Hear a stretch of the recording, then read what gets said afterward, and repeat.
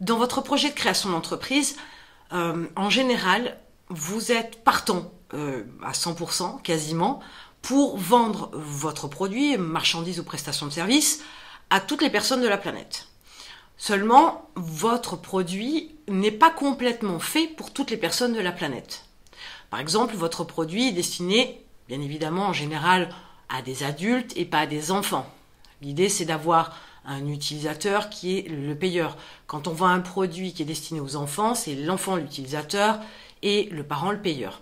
Mais dans l'idée, votre produit ne peut pas s'adresser à tout le monde. Déjà, rien qu'avec cette différence d'âge, on voit qu'il y a quand même une espèce de ciblage.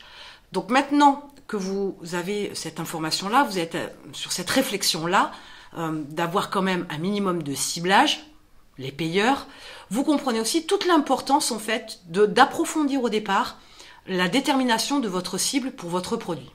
Parce que bien évidemment, si vous vendez un produit de votre point de vue qui est pour tous les adultes qui ont une carte bancaire et qui peuvent payer, pour trouver des arguments pour convaincre ces personnes-là, il va falloir trouver de bons arguments qui correspondent à tout le monde. Sauf que vos arguments ne peuvent pas correspondre à tout le monde. Il y a des gens qui vont percevoir certains de vos arguments comme incontournables, vrais, convaincants, et pour d'autres, pas du tout. Du coup, vous comprenez bien que vos arguments, finalement, à eux seuls, ciblent effectivement une catégorie de personnes. Donc, tout l'intérêt dans votre démarche avec votre entreprise, c'est de préparer à l'avance une réflexion qui va faire que vous allez déterminer votre client idéal.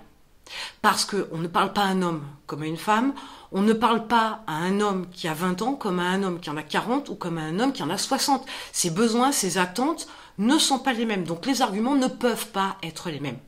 Donc, au préalable, définir votre client cible va vous permettre plusieurs choses.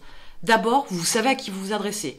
Et ce n'est pas la moindre des choses à prendre en considération dans la mesure où, quand vous écrivez et que tout est accordé au masculin, même un bon argument pour une femme fera que le discours, comme il est majoritairement accordé au masculin, elle va pas ressentir l'argument de la même manière. Elle va pas le vivre de la même manière. Vous ne touchez pas les mêmes émotions parce que votre discours déjà est accordé au masculin.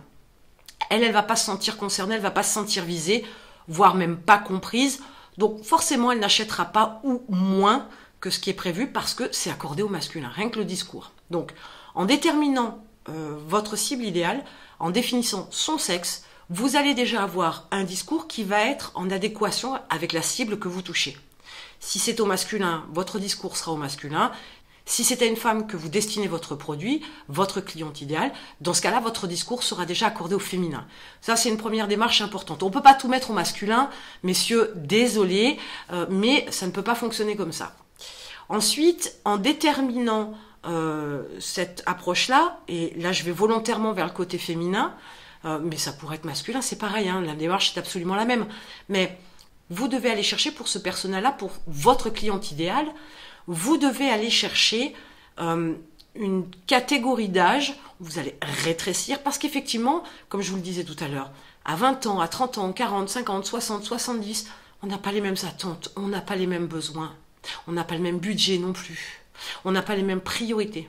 À ce moment-là, vous devez aussi être capable de comprendre que si vous devez chercher à toucher une femme qui a 20 ans, il faut aller chercher les problèmes qui font que votre produit lui apporte quelque chose.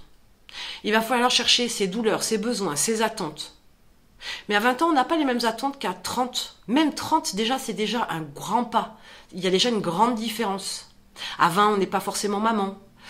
À 30, déjà un peu plus. C'est des clichés. Vous voyez ça sur une espèce de globalité, de généralité. J'entends bien, il y a des exceptions à la règle. Oui, mais vous ne travaillez pas là-dessus. Vous travaillez sur une généralité. Donc vous voyez, dans l'approche de la cliente idéale, il y a des petits paramètres à prendre en ligne de compte. C'est valable aussi pour les hommes.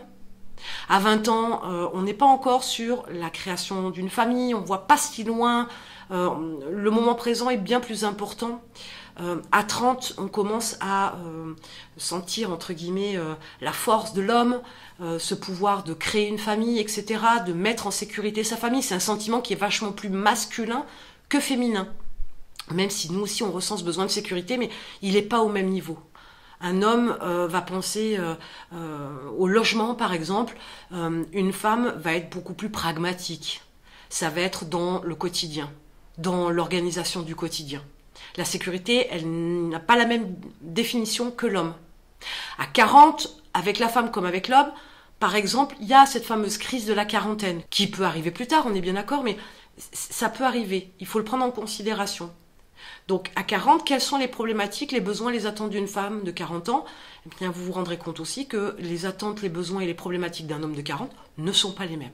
Donc, tout l'intérêt dans la définition de votre client idéal, c'est de pouvoir, à ce point, bien connaître la personne à qui vous souhaitez vendre au départ. Et une fois de plus, ce n'est pas restrictif. Vous aurez des clients d'absolument tous les âges, tous les sexes, toutes conditions sociales, etc. C'est pas le problème. Mais votre communication, votre ciblage doit être fait là-dessus. À partir de ce moment-là, vous allez pouvoir monter toute votre communication sur votre client idéal. Si vous partez avec cette approche-là de vendre à tout le monde, comment voulez-vous avoir une ligne directrice? Comment vraiment savoir ce que vous devez publier? Comment savoir quel message vous devez faire transparaître? Comment vous pouvez utiliser les bons leviers, les bons arguments pour pouvoir convaincre ces personnes-là de vous acheter? Si vous parlez à tout le monde, vous vous adressez à personne. Il n'y a rien de très clairement ciblé. Vous êtes sur une opération séduction, un petit peu comme dans la vie quand vous souhaitez séduire une personne. Vous ne jetez pas des appâts à toutes les personnes que vous rencontrez, vous faites déjà une distinction de sexe, peut-être, vous faites peut-être aussi une distinction d'âge, etc. Eh bien, avec vos clients dans votre entreprise, c'est exactement la même chose. Il va falloir cibler. Et tout l'intérêt, c'est d'avoir aussi cette trame, cette ligne rouge, ce fil rouge du moins que vous allez suivre. Rouge, c'est peut-être pas le terme le plus judicieux, mais ce fil que vous allez suivre qui va vous permettre de vous positionner par rapport à votre client idéal. Vous ne devez penser qu'à lui, vous ne devez communiquer que pour lui, que dans sa problématique, etc. et rien d'autre. Ne cherchez pas à faire compliqué, à faire un espèce de ciblage global pour avoir le plus de clients possible. C'est pas que ça ne fonctionnera pas, c'est que ce sera extrêmement long et du coup, dans la démarche du contact, du lien que vous aurez, que vous souhaitez faire du moins avec votre audience, il y aura beaucoup de mal à pouvoir créer ce fameux lien d'entrée de jeu parce que vous êtes trop généraliste, trop global, vous voulez vendre à trop de monde. Vous êtes beaucoup plus assuré de faire plus d'argent en ciblant votre client idéal qu'en tapant tout azimut, en essayant de faire un maximum de chiffre d'affaires.